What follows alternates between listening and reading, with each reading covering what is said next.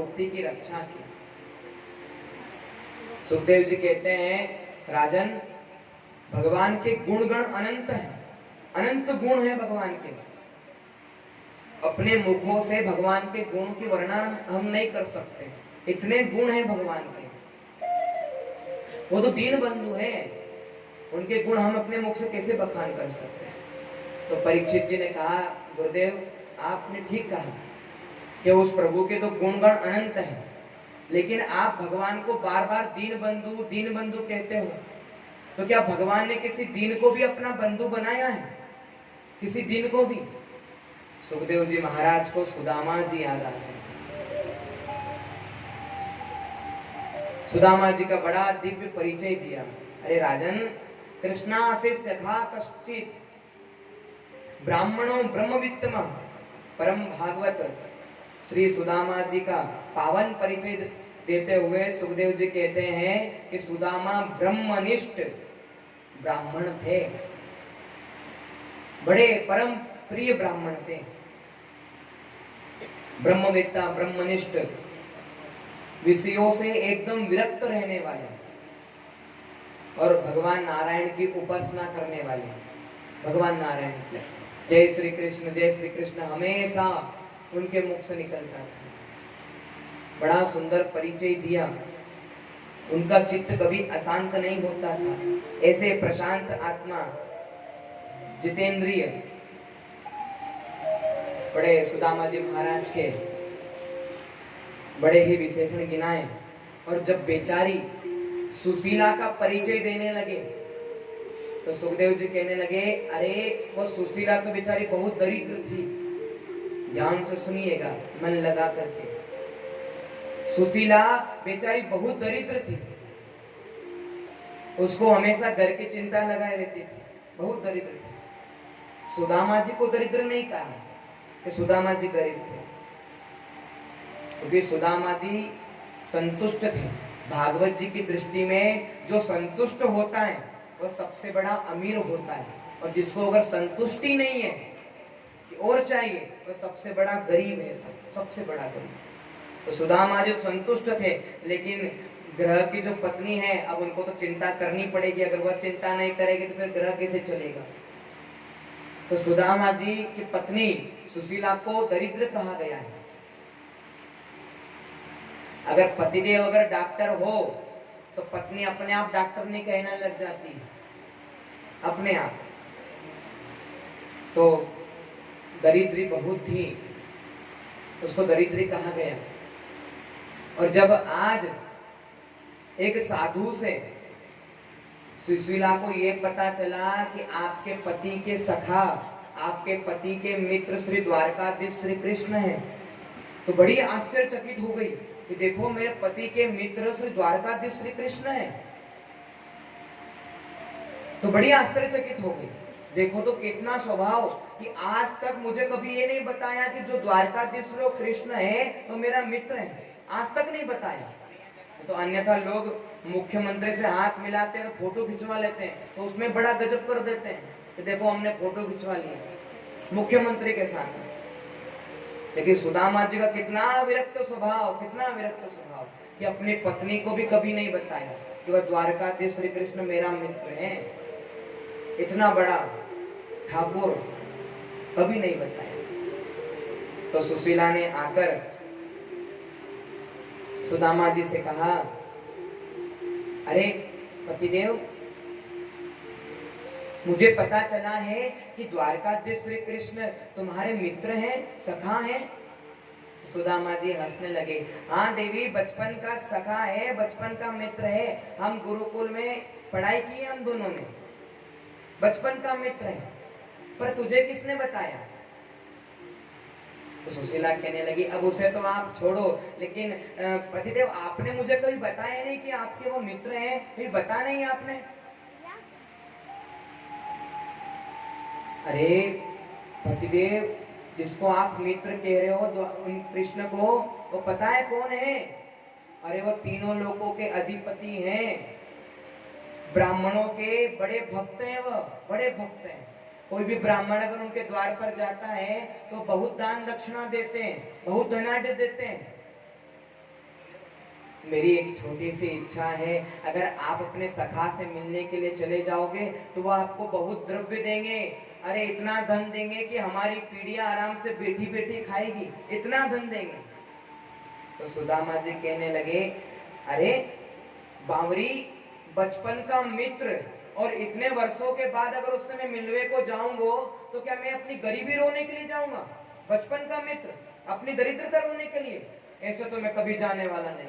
और दूसरी बात, मुझे पता भी नहीं है कि वो रहता कहाँ है। देखिए कितना विरक्त स्वभाव, मुझे पता भी नहीं वो रहता कहाँ है और मैं जाने वाला नहीं हूं। सुशीला सोचने लगी कि ये बड़े पक्के सिद्धांतवादी हैं, लेने देने की अगर बात पे जोर डाला तो ये जाने वाले नहीं। तो फिर विचार करके कहने लगी, अरे मैं ये नहीं कह रही कि धन मिले तो ही प्रसन्न रहे, अरे ब्राह्मणों को तो हर हाल में खुश रहना चाहिए। मेरा मतलब तो सिर्फ इतना सा है कि एक बार आप मिलने अवश्य चले जाइए अपने सखा से, एक बार।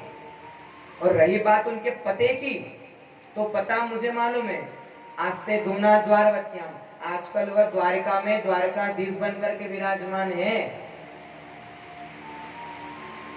क्या आपका मन नहीं करता कि एक बार मैं उनसे मिलने के लिए चला जाऊं? तो सुदामा जी कहने लगे, अरे देवी मिलने का तो बहुत मन कर रहा है, और आज जब तू मेरे सामने उसकी बातें कर रही है और सब पता बताया तूने मुझे, तो मेरे मन में और उतावलापन आ गया कि मैं जल्दी जाऊं। तो अभी तक उससे मिलना नहीं हुआ, क्योंकि जहां जाता हूं बस उसका नाम मुझे सुनाई पड़ता है कि श्री कृष्ण श्री कृष्ण। बहुत बड़ा बन गया है वह, बहुत बड़ा बन गया है। तो आज जब तू मेरे सामने ये बातें कर रही है तो मेरे मन में और उतावलापन आ रहा है कि आज मैं उससे मिलने के लिए जाऊं। पर देवी कुछ स्थान ऐसे होते हैं कि जहां पर खाली हाथ नहीं जाना चाहिए। कुछ स्थान ऐसे होते हैं, ब्राह्मण के घर खाली हाथ नहीं जाना चाहिए, गुरु के घर खाली हाथ नहीं जाना चाहिए, अपनी बेटी के घर खाली हाथ नहीं जाना चाहिए, अपने मित्र के घर खाली हाथ नहीं जाना चाहिए, भगवान के घर खाली हाथ नहीं जाना चाहिए, और भगवान के मंदिर में आओ तो भी खाली हाथ नहीं जाना चाहिए, राधे राधे बोलना पड़ेगा। तो देवी मैं मित्र के यहाँ पर जा रहा हूं, तो खाली हाथ कैसे जाऊं? तो सुशीला कहने लगी, अरे उसकी चिंता तुम मत करो, मैं अभी व्यवस्था करती हूँ। दौड़ी दौड़ी 4 ब्राह्मणियों के घर गई और 4 मुट्ठी चावल उधार मांग ले। देखिए कितनी दरिद्रता है, कितनी गरीबी है। 4 मुट्ठी चावल, अरे बहन दे दे, मैं तुझे वापस दे दूंगी।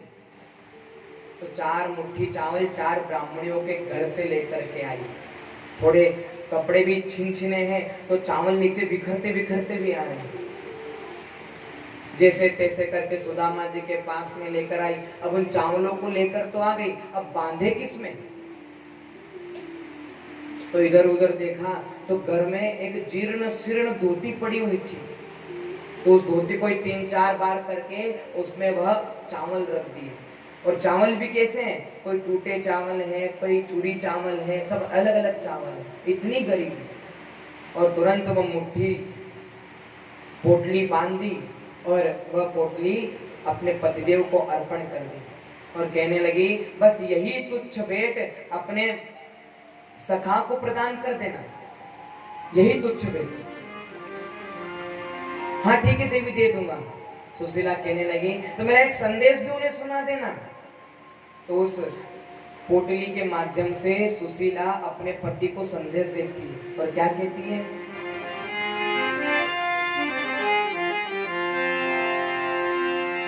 एक मास द्वे पाख में दो एकादशी हो,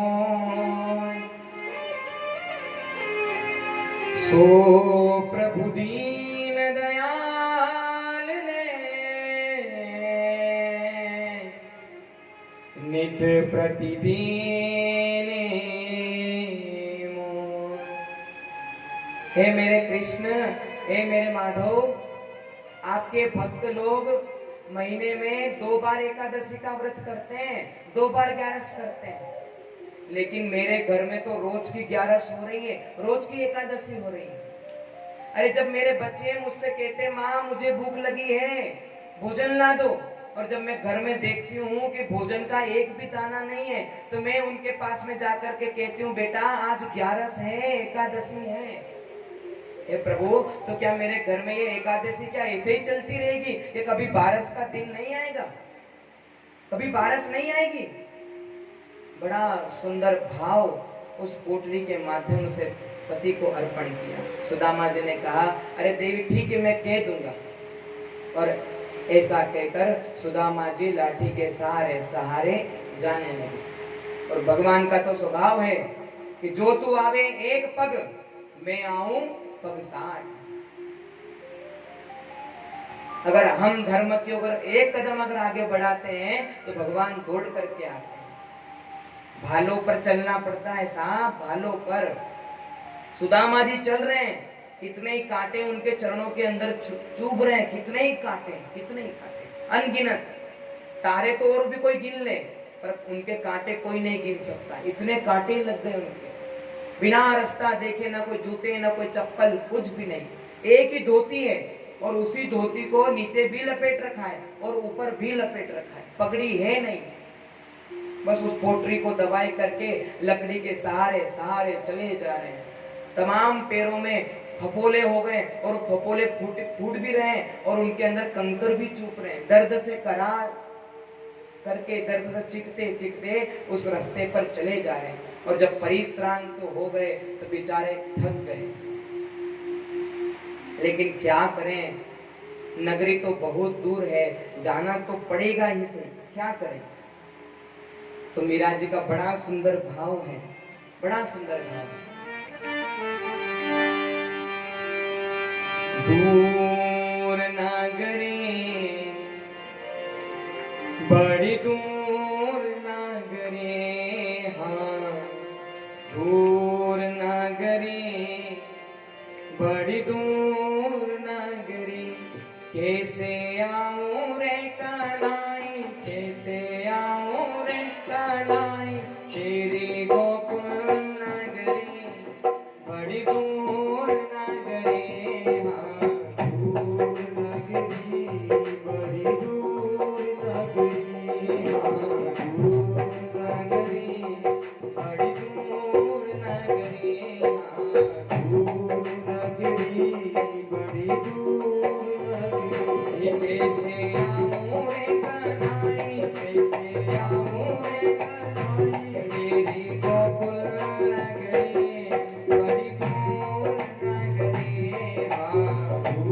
नगरी, बड़ी दूर नगरी, हाँ दूर नगरी, बड़ी दूर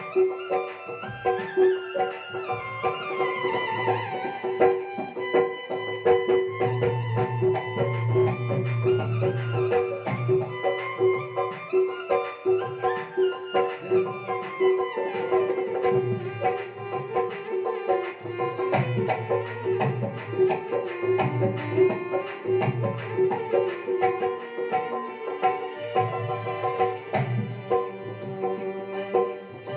रात में आऊं का न डर मोहि लागे, रात में आऊं का न डर मोहि लागे, रात में आऊं का न डर मोहि लागे, रात में आऊं का न डर मोहि लागे, दिन में आऊं तो देखे, दिन में आऊं तो देखे सारी नगरी, दूर नगरी, बड़ी दूर नगरी, दूर नगरी, बड़ी दूर नगरी, कैसे आऊं रे कन्हई, कैसे आऊं रे कन्हई, तेरे गोकुल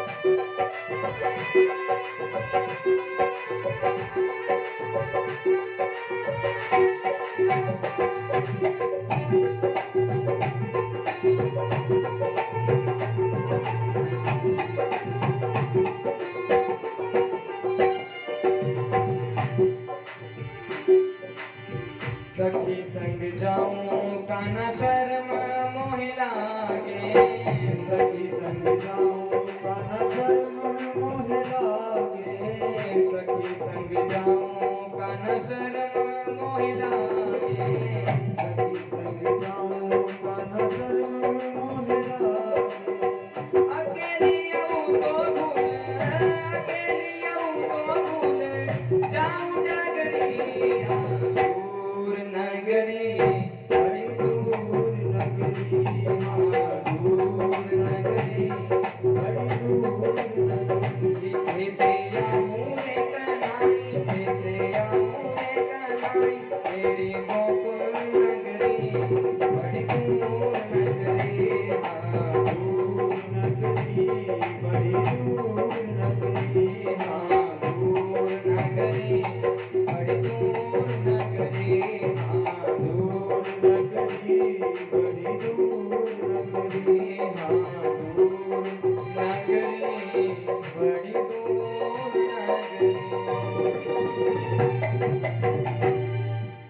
बोले द्वारकाधीश भगवान की। सुदामा जी परिश्रांत हो गए और एक पेड़ की छांव में विश्राम करने लगे। तुरंत भगवान ने देखा तो भगवान ने सोते हुए सुदामा जी को द्वारिका में लाकर सुला दिया। अब जैसे ही सुदामा जी की नींद खुली तो नींद खुलते ही उन्होंने बड़ी बड़ी अट्टालिकाओं को देखा। अरे ये मैं कहाँ आ गया। एक पथिक रास्ते से निकल रहा था। उस पथिक से पूछा, अरे भाई हमें द्वारिका जानो चाहे, रास्तों कहाँ है, द्वारिका जानो चाहे।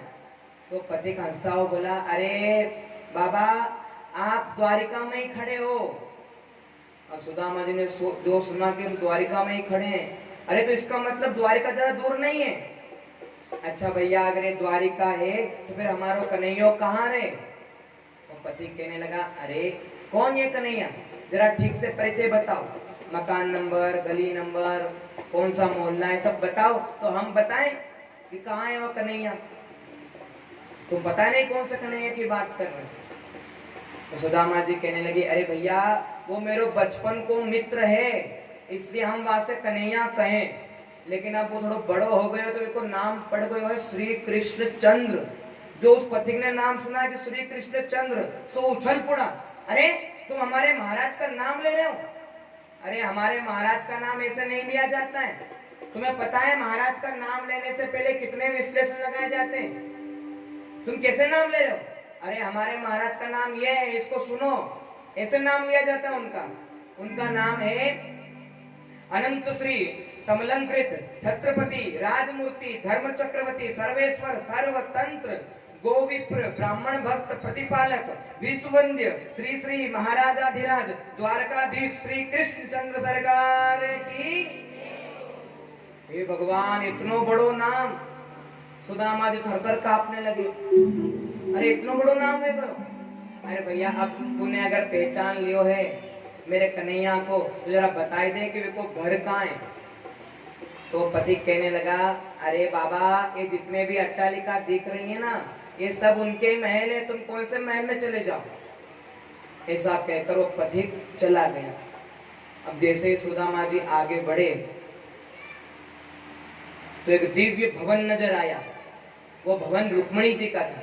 देखो भागवत जी के अनुसार, कथा भागवत जी के अनुसार तो सुदामा जी सीधे अंतपुर में चले गए थे, क्योंकि सुदामा जैसे ब्राह्मण को भला कौन द्वार पर रोक देगा, ऐसे ब्राह्मण को। तो ब्राह्मण के तो सबसे बड़े भक्त थे, लेकिन कवियों ने बड़ा सुंदर भाव इस सुदामा को और बढ़ाया है, बड़ा सुंदर भाव। जैसे ही द्वार पर गए, अरे द्वारपालो रोक दिया है। और द्वारपाल से कहने लगे, अरे भैया हमें अंदर जानो है। वो जो तुम्हारो जो महाराज है श्री कृष्ण चंद्र, वो मेरे बचपन को सखा है, बचपन को मित्र है, इसलिए हम वहां से मिलवे को आए हैं। अब द्वारपाल बड़े आश्चर्य हो गए, बड़े आश्चर्यचकित। अरे ये हमारे महाराज के मित्र कहां से आ गए। अरे बाबा तुम यहां से जाओ। सुदामा जी कहने लगे, अरे भैया मैं बड़ी तकलीफ करके आया हूं, एक काम कर मैं यहीं बैठता हूँ, मेरा संदेश उस तक पहुंचा दे, उससे जाकर बस इतना कह दीजो कि तेरो बचपन को सखा सुदामा मिलवे को आयो है, बस इतना कह दीजो। द्वारपाल ने सोचा कि चलो इनका संदेश में जाकर सुना दो। ऐसा तो मैंने कभी स्वप्न में भी नहीं देखा था कि ऐसा मित्र भी कोई भगवान का आएगा। ऐसा तो मैंने कभी बचपन में भी नहीं सोचा था। तो बाबा ठीक है आप यहाँ बैठो, मैं अभी आपका संदेश जाकर सुनाता हूँ। और घोड़े पर सवार होकर के वह द्वारपाल भगवान के पास में जाने लगा। और जैसे ही भगवान के पास में गया और भगवान से कहने लगा, अरे प्रभु आज जो विभूति आपके दरवाजे पर खड़ी है, ऐसा तो मैंने कभी सोचा भी नहीं था कि ऐसी विभूति भी आपके पास में आएगी। अरे जो विभूति खड़ी है वह आपको अपना मित्र बता रही है कि मैं उनका मित्र हूँ, सखा हूँ। भगवान कहने लगे, अरे बताओ तो सही आखिर वह है कौन, जरा उसका स्वरूप बताओ, नाम बताओ कौन है। तो द्वारपाल कहने लगा, शीस पगान जगा तन पे प्रभु जान को आहि बसे के ही ग्राम धोती फटी सिलटी दुपटी पाय उपान हकी नहीं सामा द्वारे खड़ो द्विजे दुर्बल एक रयो चकी सोव सुदा बेरामा पूछत दीन दयाल को धाम बतावत आपनो नाम सुदामा पूछत दीन को धाम बतावत आपनो नाम सुदामा द्वारे खड़ो द्विजे दुर्बल एक रयो चकी सोव सुदा बेरामा पूछत दीन दयाल को धाम बतावत आपनो नाम सुदामा पूछत दीन दयाल को धाम बतावत आपनो नाम। जो प्रभु के कान में सुदामा नाम पड़ा कि भगवान अपने सिंहासन से कूद करके दौड़ लगा दी है, पीतांबर नीचे गिर गया, पादुका पहनना भूल गए, दोनों भुजा पसारे सुदामा सुदामा सुदामा सुदामा। सारी सभा स्तब्ध रह गई। अरे ये ऐसी कौन सी विभूति आ गई? अरे बड़े बड़े देवता ऋषि मुनि आए, लेकिन भगवान आज तक ऐसे भाग कर नहीं गए। ऐसी कौन सी विभूति आ गई कि भगवान अपने चरण पादुका पहनना भूल गए, वस्त्रों का ध्यान नहीं। भगवान दोनों भुजा पसारे सुदामा सुदामा सुदामा कहते हुए भाग रहे हैं और सारी प्रजा सारी सभा उनके पीछे पीछे आ रही। सुदामा सुदामा सुदामा। और इधर द्वार पर सुदामा जी खड़े हैं और विचार कर रहे हैं कि मुझे पहचान पाया होगा कि नहीं। अरे अब तो वो बहुत बड़ा बन गया है और अक्सर बड़े होने के बाद अक्सर लोग छोटे लोगों को भूल जाया करते हैं। अब तो वो बहुत बड़ा बन गया होगा, अभी इतना समय लगा दिया, वो अभी तक आया नहीं है, लगता है मुझे भूल गया। तो सुदामा जी तुरंत वापस अपना रास्ता मोड़ लिया और वापस अपने घर की ओर जाने लगे। सारी प्रजा उनका हास्य कर रही कि देखो ये अपने महाराज को मित्र बता रहे थे। सारी प्रजा हास्य कर रही है और पीछे से भगवान सुदामा सुदामा पुकारते हुए आ रहे थे। जो सुदामा ने अपना नाम सुना कि पीछे मुड़कर देखा कि भगवान द्वारकाधीश सामने खड़े हैं। द्वारकाधीश ने दौड़ करके सुदामा जी को हृदय से लगा लिया। दोनों मित्रों के नेत्र सजल हो गए, बड़ी जोर जोर से विलाप करने लगे, बड़ी जोर जोर से। सुदामा जी बड़े प्रसन्न हो गए। भगवान ने तुरंत सुदामा जी का हाथ पकड़ा और अंतःपुर अपने भवन के अंदर आने लगे। और जैसे ही सारी सभा ने सुदामा जी का दर्शन किया तो सारी सभा स्तब्ध रह गई। अरे इस विभूति के लिए हमारे सरकार तोड़े तोड़े गए थे। अरे देखो इसको देखो तो सही। अरे जूते चप्पल का भी ठिकाना नहीं है, एक धोती है वो भी फटी हुई और उसी धोती को ऊपर भी ओढ़ रखा है, नीचे भी लपेट रखा है। पगड़ी का ठिकाना नहीं, पगड़ी है नहीं और एक लकड़ी का सहारा लेते लेते आ रहे हैं। अरे इस विभूति के लिए सारी प्रजा आश्चर्यचकित स्तब्ध रह गई। भगवान सुदामा जी का हाथ पकड़ के धीरे धीरे अपने सिंहासन के पास में लेकर आए और सिंहासन पर बिठाया। सुदामा जी बार बार मना करे, अरे कन्हैया रहने दे, लेकिन भगवान ने जबरदस्ती बिठा दी। अरे बैठे। सुदामा जी सिंहासन पर चिपके भय से बैठे हैं। तुरंत भगवान द्वारकाधीश ने रुक्मिणी को इशारा किया, जाओ जल का पात्र लेकर आओ, इन महापुरुष के चरण धोने हमें। तुरंत इशारा पाते ही रुक्मिणी जल का पात्र लेने के लिए जा रही हैं और इधर भगवान सुदामा जी के चरणों में बैठ गए और सुदामा जी का श्री चरण अपने पीतांबर के नीचे रख लिया है हाथ में और श्री चरण को थोड़ा सहला रहे हैं। और जैसे ही तलवों के नीचे हाथ लगाया सुदामा जी कहने लगे, अरे कन्हैया धीरे धीरे धीरे। लेकिन जैसे ही भगवान ने तलवों के नीचे देखा तो अनगिनत कांटे चुभे हुए हैं, तमाम बड़े बड़े फोड़े हो गए और फूट गए और उनमें बहुत बड़े बड़े कंकर लग गए। जब देखा तो भगवान से रहा नहीं गया, भगवान के नेत्र सजल हो गए। भगवान के नेत्र से गंगा जमुना बहने लगी। जब तक रुक्मिणी जी पानी लेकर आती तब तक तो भगवान के नेत्र से गंगा जमुना ने ही सुदामा जी के चरण प्रक्षालन कर दिए। ऐसे बेहाल बेवाइन सोकट कंटक जाल लगे पुनि जोय। हाय महादुख पायो सखा तुम इते न किते दिन खोए। देखी सुदामा की दीन दशा करुणा करके करुणा निधि रोए। पानी पड़ा को हाथ छुयो नहीं नैनन के जल से बग धोए। पानी पड़ा को हाथ छुयो नहीं नैनन के जल से बग धोए। देखी सुदामा की दीन दशा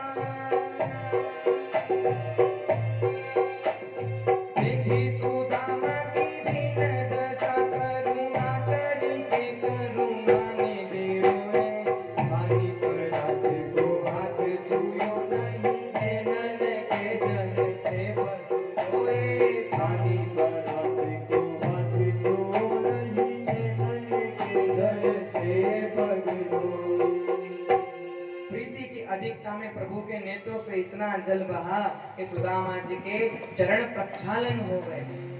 रुक्मिणी जी ने जब देखा तो हक्की पक्की रह गई। हे भगवान, इस अवधूत ने ऐसा कौन सा पुण्य किया होगा? अरे बड़े बड़े देवता, बड़े बड़े ऋषि मुनि तो हमारे प्रभु के चरणों की मिट्टी चाहते हैं, रज चाहते हैं, लेकिन इस विभूति के तो धन्य भाग हैं जो हमारे प्रभु के नेत्रों के जल से इनके चरण प्रक्षालन कर दिए। धन्य है। सुदामा जी सिंहासन पर सहमे चिपके हुए बैठे हैं, थर थर कांप रहे हैं। भगवान ने देखा कि सुदामा को विश्राम की अति आवश्यक है। तुरंत वह चरणामृत रुक्मिणी जी को प्रदान किया और सुदामा जी का हाथ पकड़ा और सिंहासन से उठा करके तुरंत अंतःपुर में लेकर आए। सुदामा जी को अच्छा स्नान कराया और स्नान कराने के बाद अच्छे नए वस्त्र, रेशमी धोती, पगड़ी, अच्छा बढ़िया उनका सुंदर श्रृंगार हुआ और अच्छा स्वादिष्ट उनको भोजन कराया। और जब भोजन पूर्ण हो गया तो रुक्मिणी जी के महल के अंदर फिर उनको विश्राम कराया।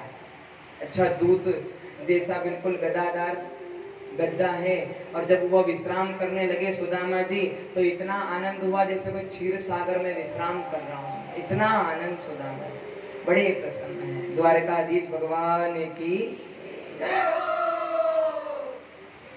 तुरंत जैसे ही विश्राम करने लगे तो भगवान सुदामा जी के चरण दबाने लगे। चरण दबाते थोड़ी देर हो गई और फिर चरण दबाते हुए कहने लगे, अरे सुदामा, तुम बड़े दिनों के बाद आए, बहुत वर्षों के बाद आए। पहले ये बताओ कि तुम्हारा विवाह हो गया कि नहीं? तुम्हारा विवाह हो गया कि नहीं? सुदामा जी धीरे से कहने लगे, अरे कन्हैया, ते कोई विवाह के अलावा दूसरे कोई बात करनी आए कि नहीं आए? राधे राधे बोलना पड़ेगा। दूसरी कोई बात करनी आए कि नहीं आए? तो भगवान कहने लगे, अरे वो मैं इसलिए पूछ रहा हूँ कि जब अपन दोनों गुरुकुल में पढ़ाई करते थे तो तू बाबा बनने जैसी बातें करता था कि मैं तो बाबा बनूंगा, मैं तो संत बनूंगा। इसलिए पूछ रहा हूँ कि तेरा विवाह हुआ कि नहीं? तो सुदामा जी कहने लगे, अरे कन्हैया, विवाह तो मेरो निश्चित भयो और तेरी भाभी को नाम है सुशीला।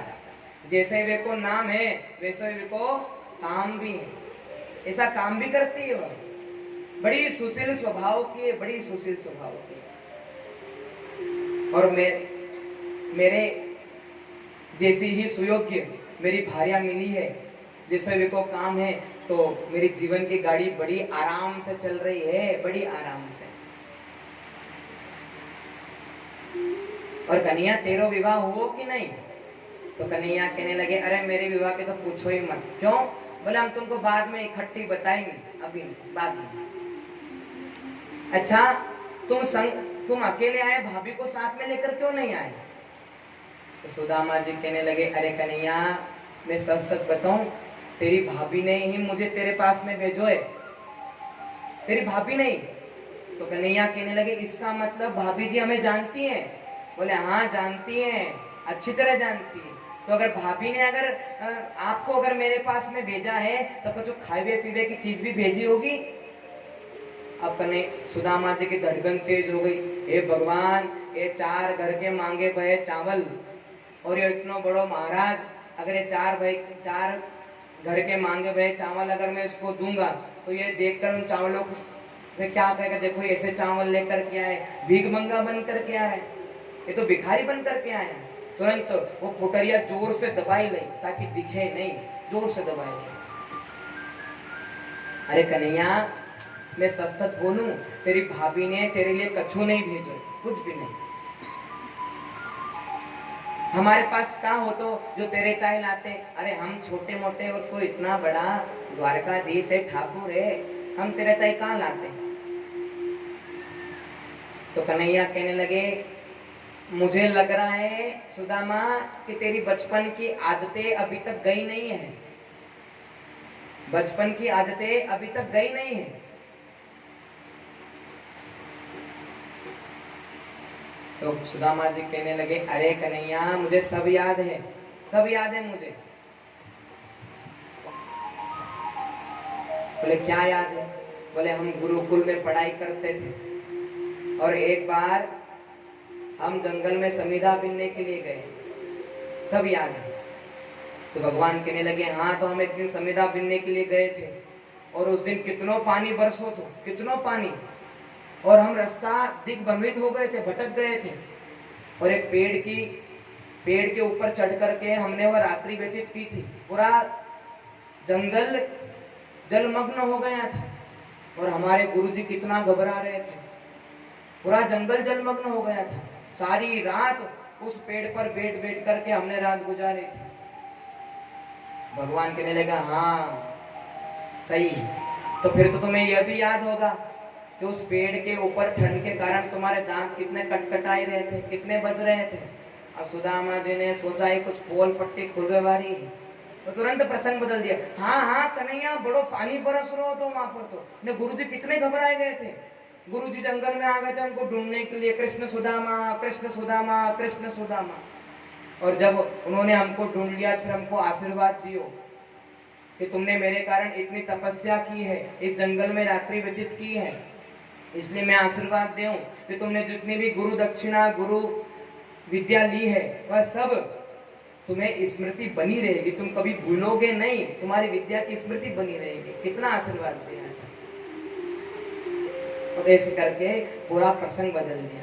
भगवान ने कहा तो फिर आपकी आदतें फिर भी नहीं गई है, क्यों? कि भाभी जी ने हमारे लिए कछु भेजो है। तो सुदामा जी कहने लगे अरे कन्हैया तो फिर घूम फिर करके भाभी जी पर आई गए, फिर घूम फिर करके। अरे जब एक बार कह दी ये कछु नहीं दियो तो मैं कहां से ला कर दूं? तो भगवान फिर कहने लगे सुदामा जी मेरा स्वभाव भूल गया है, पत्रम पुष्पम फलम तोयम, चाहे आपके पास में कुछ भी हो, पत्र हो, पुष्प हो, फल हो, जल हो, अगर प्रेम से अगर मुझको कोई अर्पण करता है तो मैं उसको स्वीकार करता हूँ। मैं पदार्थों का भूखा नहीं हूँ कि मुझे 56 भोग चाहिए। अगर खिलाने वाले के अंदर प्रेम ही नहीं है तो मैं उसको ग्रहण नहीं करता हूँ। प्रेम का भूखा हूँ मैं, प्रेम ही एक सार है। और प्रेम से अगर मुझे कोई अर्पण करे तो भव से बेड़ा पार है, इसलिए प्रेम का भूखा हूँ मैं।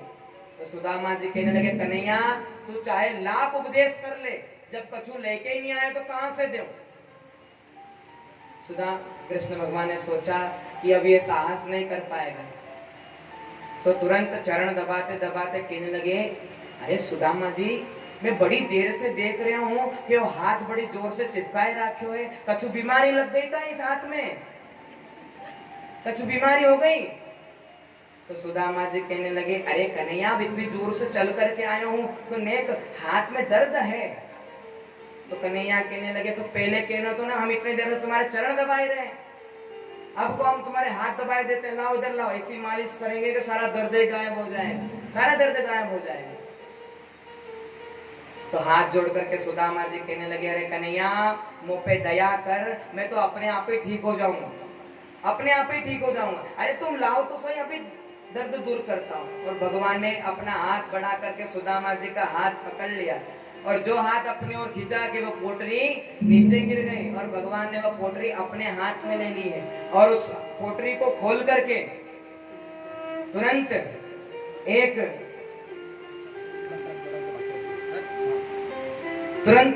एक मुट्ठी चावल भगवान ने अपने मुख में ग्रहण किए। बोलिए द्वारकाधीश भगवान की। और एक मुट्ठी ग्रहण करके प्रार्थना की है कि मैं एक लोक का साम्राज्य सुदामा को प्रदान करता हूं, एक लोक का साम्राज्य। और जैसे ही दूसरी मुट्ठी, अक्सर लोग कहते हैं तीसरी नहीं, दूसरी मुट्ठी जैसे ही ग्रहण करना चाह रहे थे कि उसी समय रुक्मिणी जी आ गई और हाथ पकड़ लिया, और हाथ पकड़ के मानो ये संकेत करना चाह रही है रुक्मिणी जी कि चावल कच्चे हैं और आप बहुत प्रेम कर रहे हो, और प्रेम के कारण अगर ये कच्चे चावल अगर आप ग्रहण करोगे तो आपका पेट दर्द करेगा। अथवा दूसरा कारण ये भी है, ये महापुरुष का बड़ा दिव्य प्रसाद है, क्या आप अकेले ही ग्रहण कर लोगे, हमें भी तो कुछ दो, इसलिए हाथ पकड़ा। राधे राधे बोलना पड़ेगा। तुरंत वह पोटरी रानियों को प्रदान कर दी, और भगवान कहने लगे, अरे सुदामा, इतना दिव्य प्रसाद तुम हमसे छुपा कर रख रहे हो, इतना दिव्य प्रसाद। जब भाभी जी ने हमारे लिए इतना दिव्य प्रसाद भेजा है तो कुछ संदेश भी दिया होगा। तो सुदामा जी के मुख से निकल गया कि एक मास द्विपाक में 2 एकादशी होए, सो प्रभु दीन दयाल ने नित प्रतिदिन होए। हे मेरे ठाकुर, हे मेरे कृष्ण, मेरे घर में रोज की 11 होती है, रोज की एकादशी, क्या किसी दिन द्वादशी का दिन नहीं आएगा? जैसे संदेश सुना तो भगवान कृष्ण के नेत्र सजल हो गए, अश्रुधारा बहने लगी, और तुरंत इस प्रश्न का उत्तर दे दिया, हे भाभी जी, होनी थी सो में गई, अब ना ऐसी हो, भाभी तेरे भवन में नित नित द्वादशी हो। तुझे देते नहीं देखा, पर झोली जरूर भरी देखी है साहब, जरूर। अरे भाभी, तेरे घर में तो नित नित द्वादशी होए, रोज की 12 होगी। बोले द्वारकाधीश भगवान की। इसलिए भगवान देना सिखाते हैं और भगवान ही देते हैं। और जब भगवान अगर हमको देते हैं और अगर हमको अभिमान आ जाए तो वापस भगवान हमसे ले भी लेते हैं, और भगवान सिर्फ देना सिखाते हैं। और रहीम दास जब दान करते थे तो अपना सिर नीचे झुका लेते थे और क्या कहते थे कि देनहार कोई और है, और लोग देनहार कोई और है और भेजत है दिन रेन। अरे देने वाला तो वो है, बस भेजा हमको जरूर है, लेकिन लोग भरम हम पर करे, पर याते नीचे नैन। देने वाला तो यह है, दाता एक राम, भिखारी सारी दुनिया। द्वारकाधीश भगवान की। दाता एक राम है और भिखारी सारी दुनिया है साहब। हम उसके दर पे जाते हैं कि आया तेरे दर पर दीवाना, उसके दर पर जाते हैं और उसको उसके आगे बहुत कुछ मांगते हैं। दाता एक राम, भिखारी सारी दुनिया। परंतु जब वो दे देता है और उसकी संपत्ति भी अगर हम हमारा अभिमान करते हैं, और जब अपने को अभिमान आ जाता है तो भगवान फिर सब कुछ ले लेते हैं। इसलिए अभिमान नहीं करना चाहिए। अब सुदामा जी ने तुरंत प्रसंग बदल दिया, अरे भगवान ये हमने क्या कह दिया इससे? अरे भैया कृष्ण, तूने मेरे घर की एक एक बातें पूछ ली, तो मैं तो उससे पूछ रहा था कि तेरा विवाह भयो कि नहीं। तो भगवान कृष्ण ने कहा, अरे मित्र, अब हम तुमको मिलवाई देते हैं डायरेक्ट, उनसे मिलवाई देते हैं, हमारा विवाह हो गया है। तुरंत भगवान द्वारकाधीश ने जाकर रुक्मिणी जी से खबर करी कि जाओ सभी से कह दो कि आशीर्वाद लेने के लिए आ जाए। रुक्मिणी जाकर सबसे कह दिया और सबसे प्रथम रुक्मिणी जी आशीर्वाद लेने के लिए आई। जैसे ही सुदामा जी के चरणों में प्रणाम किया तो कन्हैया की ओर देखा, क्यों कन्हैया, कौन है ये? तो कन्हैया कहने लगे, ये मेरी धर्म पत्नी है। ओहो, धर्म पत्नी बड़ी सुंदर है। सौभाग्यवती भव, पुत्रवती भव, पति प्रिया भव, ढेर सारे आशीर्वाद दे दिए। रुक्मिणी जी प्रणाम करके चली गई, पीछे से कालिंदी दौड़ी चली आई और वो प्रणाम करने लगी। सुदामा जी वापस देखने लगे, ये कौन है? बोले ये मेरी धर्म पत्नी। ओहो, दो दो विवाह करनी है। अरे वाह कन्हैया, दो दो विवाह कर लिए। चलो, सौभाग्यवती भव, पति प्रिया भव, पुत्रवती भव। सत्य भामा प्रणाम करके, कालिंदी प्रणाम करके वहां से चली गई और पीछे से मित्र वृंदा दौड़ी दौड़ी आ गई। मित्र वृंदा ने प्रणाम किया, ये कौन है? बोले मेरी धर्म पत्नी है।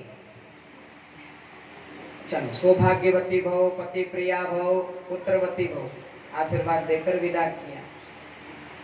अब लक्ष्मणा दौड़ी दौड़ी आ गई और जैसे ही प्रणाम किया तो कन्हैया की ओर देखने लगे। तो कन्हैया कहने लगे, देखो सुदामा, बार बार पूछो मत, इस समय जो भी प्रणाम करने के लिए आए वह सब मेरी धर्म पत्नी है, तुम आशीर्वाद दो। अब सुदामा जी ने सोचा कि ज्यादा ज्यादा 10-50 होगी, कितनी होगी? तो लेकिन सौभाग्यवती भव, पति प्रिया भव आशीर्वाद दे रहे हैं, निकलती जा रही है। लेकिन जैसे ही उठकर देखा तो एक लंबी लाइन लगी हुई है, वहां बहुत बड़ी पंक्ति लगी हुई है। अब सबको आशीर्वाद दे रहे, सौभाग्यवती भव, पति प्रिया भव, पुत्रवती भव। तो इन सबको आशीर्वाद देते देते सुदामा जी का गला दर्द करने लगा। तो संक्षिप्त से ही, शॉर्टकट में, भव भव भव भव भव, निकलो निकलो, राधे राधे बोलना पड़ेगा। अब जब 5000 की संख्या पार हो गई तो सुदामा जी हाथ जोड़ करके कहने लगे, कन्हैया मुंह पे दया कर, कितनी और बची है? मुंह पे दया कर, कितनी और बची है? तो कन्हैया कहने लगे, अरे अभी तो आधी भी नहीं भाई, अभी तो आधी भी नहीं भाई है, तो पूरी संख्या कितनी है? तो कन्हैया कहने लगे, पूरी संख्या है 16,108। जो सुना सुदामा जी ने कि पैरों तले धरती खिसक गई। हे भगवान, हे कृष्ण कन्हैया, तूने तो मेरो कर दियो कल्याण। अरे इन सबको आशीर्वाद देते देते मैं तो घरों बैठ गयो, 5000 को आशीर्वाद देते देते। अगर इन सबको अगर आशीर्वाद दूंगा तो मैं तो गोविंदाय नमो नमो हो जाऊंगा। तो अब कन्हैया कहने लगे, अरे सुदामा जी, तो फिर तुमने हमारे घर में कराई लड़ाई, अरे आदि को आशीर्वाद नहीं दिया और इनको दे दिया तो सब नाराज हो जाएगी, अभी सब लड़ाई करेगी मुझसे। तो सुदामा जी कहने लगे, एक उपाय है, ये सब तेरी अर्धांगिनी है और तू इनका अर्धांग है। तो एक काम कर, तू मुझे प्रणाम कर, मैं तेको इन सब का आशीर्वाद तेको दे देता हूँ। तो आधा आशीर्वाद तेरे पास में और आधा आशीर्वाद इनका, अर्धांगिनी है तो आधा आधा तो होगा। तो भगवान को ही सुदामा जी ने आशीर्वाद दे दिया है। बोले सद्गुरुदेव भगवान की।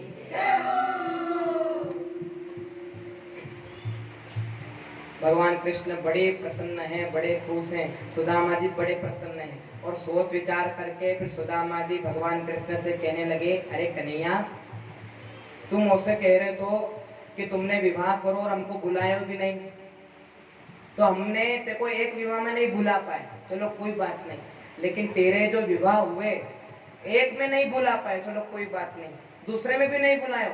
अरे 16,108 विवाह भय, कम से कम एक विवाह में तो बुला ले तो मुझे। तो कन्हैया कहने लगे, अरे क्या करें, विवाह की तारीख पहले से पक्की नहीं थी। अगर पहले से अगर फिक्स होती तो मेहमान सबसे पहले आप ही आते मेरे घर में, राधे राधे बोलना पड़ेगा। भयो तो सीधो सीधो डायरेक्ट विवाह ही हो हमारो और कुछ नहीं हो दूसरो। सुदामा जी कहने लगे, कन्हैया अब मुझे जाना है, बड़ी देर हो गई।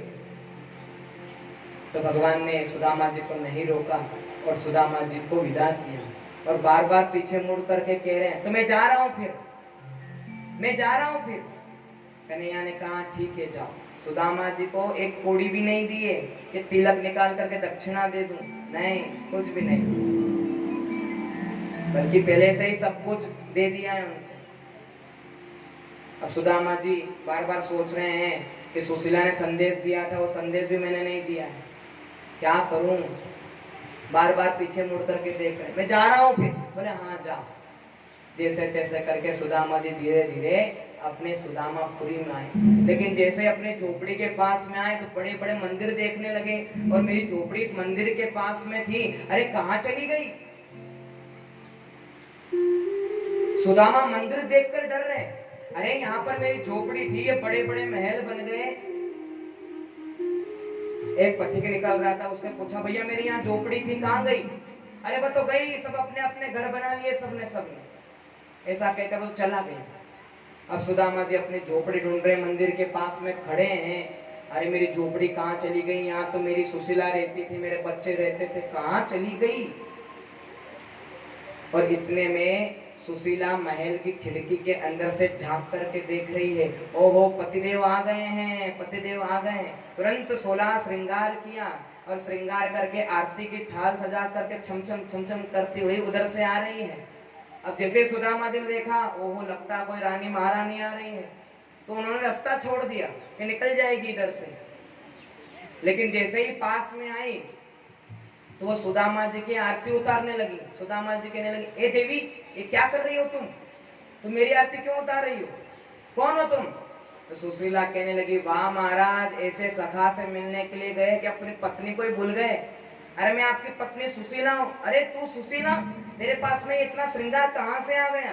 इतना धन, इतने जवाहरत कहाँ से आ गए?